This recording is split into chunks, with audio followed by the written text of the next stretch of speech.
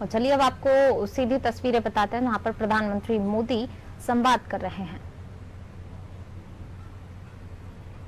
बनेगा। ये लोग डिजी लॉकर के माध्यम से अपने मोबाइल पर अपना प्रॉपर्टी कार्ड डाउनलोड भी कर सकते हैं। इसके लिए जिन जिन लोगों ने ये मेहनत की है, जी जान से इस काम में जुटे हैं, उन सबको मेरी तरफ से बहुत बहुत बधाई, और जिनको ये लाभ मिला है उनको बधाई भी और शुभकामनाएं भी। जिस गति से मध्य प्रदेश आगे बढ़ रहा है, मेरा विश्वास है कि जल्द ही राज्य के सभी ग्रामीण परिवारों का अधिकार अभिलेख अवश्य मिल जाएंगे। भाई और बहनों, ये हम अक्सर कहते सुनते आए हैं कि भारत की आत्मा गांव में बसती है, लेकिन आजादी के दशक बीत गए। भारत के गांवों के बहुत बड़े सामर्थ्य को जकड़ करके रखा गया। गांवों की जो ताकत है, गांव के लोगों की जो जमीन है, जो घर है, उसका उपयोग गांव के लोग अपने विकास के लिए पूरी तरह कर ही नहीं पाते थे। उल्टा गांव की जमीन और गांव के घरों को लेकर विवाद, लड़ाई झगड़े, अवैध कब्जों में गांव को लोगों की ऊर्जा, कोर्ट कचहरी, न जाने कितनी कितनी मुसीबतें झेलनी पड़ती थी। समय और पैसा बर्बाद होता था। और ये चिंता आज की नहीं है। गांधी जी ने भी अपने समय में इसे लेकर चिंता जाहिर की थी। इस स्थिति को बदलना हम सबकी जिम्मेदारी होनी चाहिए। मैं इस दिशा में तब से काम कर रहा हूं जब मैं गुजरात का मुख्यमंत्री था। हमने इस समस्या से निपटने के लिए गुजरात में समरस ग्राम पंचायत अभियान चलाया था। मैंने देखा है कि सही प्रयास किए जाए तो पूरा गांव मिलकर उसे आगे बढ़ाता है। और अभी शिवराज जी वर्णन कर रहे थे कि आज मुझे इस दायित्व को 20 साल पूरे हो रहे हैं। और जब वो शिवराज जी बोल रहे थे तो मुझे याद आया कि मैं जब पहली बार मुख्यमंत्री बना और मेरा जो पहला बड़ा कार्यक्रम था वो भी गरीब कल्याण मेला था। और अब मुझे खुशी है कि 20वां साल का आखिरी दिन भी मैं आज गरीबों के लिए कार्यक्रम में जुड़ा हुआ हूं। ये शायद ईश्वरीय संकेत है कि मुझे लगातार मेरे देश के गरीबों की सेवा करने का सौभाग्य मिलता रहा है।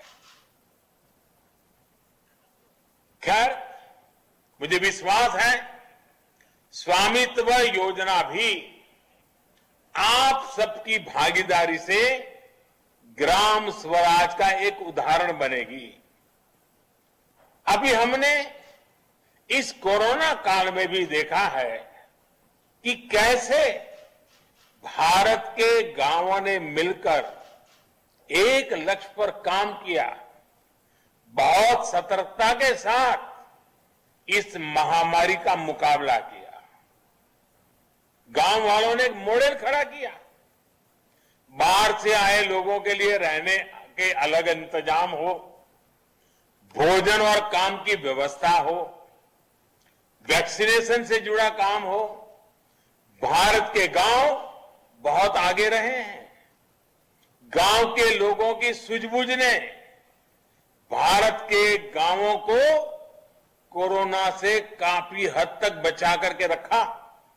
और इसलिए मेरे देश के सभी गांव के लोग अभिनंदन के अधिकारी हैं। उन्होंने सारे नियमों को अपने तरीके से ढाला, नियमों का पालन किया, जागरूकता रखी और सरकार को भी बढ़ चढ़ करके सहयोग दिया। गांव ने जो इस देश को बचाने में मदद की है, उसको कभी मैं भूल नहीं सकता। साथियों, दुनिया की बहुत बड़ी संस्थाएं भी कहती हैं कि किसी भी देश में जिन नागरिकों के पास अपनी प्रॉपर्टी के कागज नहीं होते, उन नागरिकों की वित्तीय क्षमता हमेशा कम रहती है और कम होती जाती है। प्रॉपर्टी के पेपर ना होना एक विश्वव्यापी समस्या है। इसकी बहुत चर्चा नहीं होती, लेकिन बड़े बड़े देशों की ये बहुत बड़ी चुनौती है। साथियों, स्कूल हो, अस्पताल हो, भंडारण की व्यवस्था हो, सड़क हो, नहर हो, फूड प्रोसेसिंग उद्योग हो, ऐसी हर व्यवस्था के निर्माण के लिए जमीन की जरूरत होती है। लेकिन जब रिकॉर्ड ही स्पष्ट नहीं होता, तो ऐसे विकास कार्यों में सालों साल लग जाते हैं। इस अव्यवस्था से भारत के गांवों के विकास पर बहुत बुरा असर पड़ा है। देश के गांवों को, गांव की प्रॉपर्टी को, जमीन और घर से जुड़े रिकॉर्ड्स को अनिश्चितता और अविश्वास से निकालना बहुत जरूरी है। इसलिए पीएम स्वामित्व योजना गांव के हमारे भाइयों और बहनों की बहुत बड़ी ताकत बनने जा रही है। और हम जानते हैं, जब किसी चीज पर आपका हक होता है तो कितनी शांति होती। कभी आपने देखा होगा कि रेलवे में आप सफर करें, आपके पास टिकट हो पर आपके पास रिजर्वेशन न हो, तो आपको लगातार चिंता रहती है डिब्बे में से कब नीचे उतार करके किसी और डिब्बे में जाना पड़ेगा। लेकिन अगर आपके पास रिजर्वेशन हो तो आप रेल टिकट और रिजर्वेशन आराम से बैठ सकते हैं। कितना ही बड़ा कोई तिस्मार आ जाए, कितना ही बड़ा कोई धनी व्यक्ति आ जाए, आप हक से कह सकते हैं कि मेरा ये आरक्षण है और मैं यहीं बैठूंगा। ये ताकत होती है अपने अधिकार की। जो आज गांव के लोगों के हाथ में ये जो ताकत आई है ना, ये उसके बहुत दूरगामी परिणाम होने वाले हैं। मुझे खुशी है कि शिवराज जी के नेतृत्व में मध्य प्रदेश लैंड डिजिटाइजेशन के मामले में अग्रणी राज्य बनकर उभरा है। चाहे डिजिटल रिकॉर्ड्स का फायदा बढ़ाना, दायरा बढ़ाना हो, या फिर रिकॉर्ड्स की क्वालिटी हो, हर पहलू में मध्य प्रदेश प्रशंसनीय काम कर रहा है। साथियों, स्वामित्व योजना सिर्फ कानूनी दस्तावेज देने की योजना भर नहीं है, बल्कि ये आधुनिक टेक्नोलॉजी से देश के गांवों में विकास और विश्वास का नया मंत्र भी है। ये जो गांव मोहल्ले में उड़न खटोला उड़ रहा है, जिसको कोई गांव वाले छोटा हेलीकॉप्टर कह रहे हैं, ये जो ड्रोन उड़ रहा है, वो भारत के गांवों को नई उड़ान देने वाला है। ड्रोन वैज्ञानिक विधि से घरों का नक्शा खींच रहे हैं, बिना किसी भेदभाव के प्रॉपर्टी की निशानदेही कर रहे हैं। अभी तक देश के करीब 60 जिलों में ड्रोन ने ये काम पूरा कर लिया है। इससे सटीक लैंड रिकॉर्ड्स और जीआईएस मैप की वजह से अब ग्राम पंचायतों को ग्राम पंचायत के डेवलपमेंट प्लान को बेहतर बनाने में भी मदद मिलेगी। भाई और बहनों, स्वामित्व योजना के जो लाभ आज दिख रहे हैं वो देश के एक बहुत बड़े अभियान का हिस्सा है। ये अभियान है गांव को, गरीब को आत्मनिर्भर, आर्थिक रूप से और मजबूत बनाने का। और अभी हमने सुना पवन जी को, 3 महीने में कितनी बड़ी ताकत आ गई। खुद का ही तो घर था, कागज का अभाव था, कागज आ गया, जिंदगी बदल गई। हमारे गांव के लोगों में भरपूर सामर्थ्य होने के बावजूद उन्हें दिक्कत आती रही है शुरुआती समाधान की, एक तरह के लॉन्चिंग पैड की। घर बनवाना होता था तो होम लोन की दिक्कत, व्यापार शुरू करना होता था तो पूंजी की दिक्कत, खेती को बढ़ाने का कोई आइडिया हो, ट्रैक्टर खरीदना हो, कुछ औजार खरीदने हो, कोई नई खेती करने का विचार हो तो उसमें भी शुरुआत करने के लिए पैसे की परेशानी, प्रॉपर्टी के पेपर ना होने की वजह से बैंकों से उन्हें आसानी से लोन भी नहीं मिलता। मजबूरी में भारत के गांव के लोग बैंकिंग व्यवस्था से बाहर के लोगों से ही कर्ज लेने के लिए मजबूर हो गए। बैंकिंग व्यवस्था से ही वो बाहर हो गए। मैंने वो तकलीफ देखी है जब छोटे छोटे काम के लिए किसी गरीब को किसी तीसरे के सामने हाथ फैलाना पड़ता था।